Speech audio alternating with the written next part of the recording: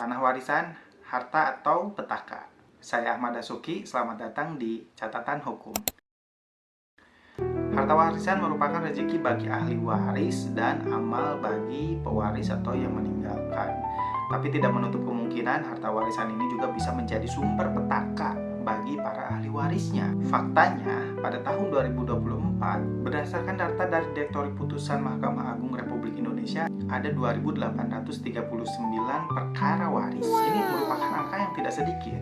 Dampak negatif dari sengketa waris ini tidak hanya aspek hukum, juga mengganggu hubungan keluarga dan hubungan sosial secara lebih luas. Lalu apa sebetulnya faktor-faktor yang menyebabkan konflik dari ahli waris ini? Yang pertama, salah satu ahli waris menjual harta warisan tanpa persetujuan dari seluruh ahli waris. Dalam pasal 833 KUH Perdata disebutkan secara hukum ahli waris menjadi pemilik dari harta peninggalan pewaris.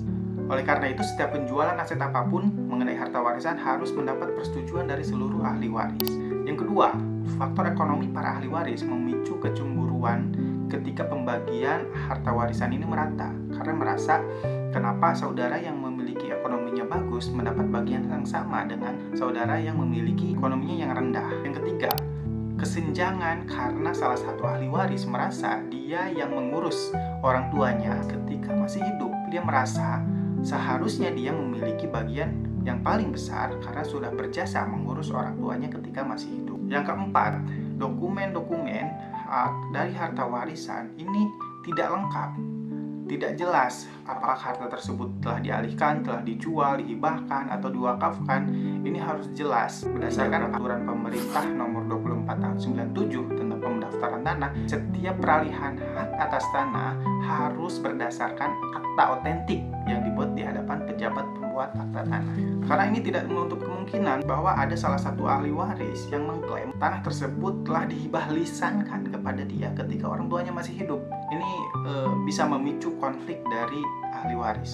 Lalu apa langkah-langkah yang harus dilakukan agar terhindar dari sengketa waris? Yang pertama, lakukan musyawarah dengan seluruh ahli waris untuk menentukan silsilah dari pewaris. Yang kedua, inventarisir seluruh dokumen-dokumen harta warisan agar jelas berapa jumlahnya, apa asetnya, apakah sudah dijual atau belum, ini harus jelas. Ketiga, pastikan apakah pewaris ini membuat wasiat, hibah wasiat atau tidak. Yang keempat, membuat surat keterangan ahli waris dari pemerintah setempat. Misalnya dari kelurahan, siapa ahli warisnya?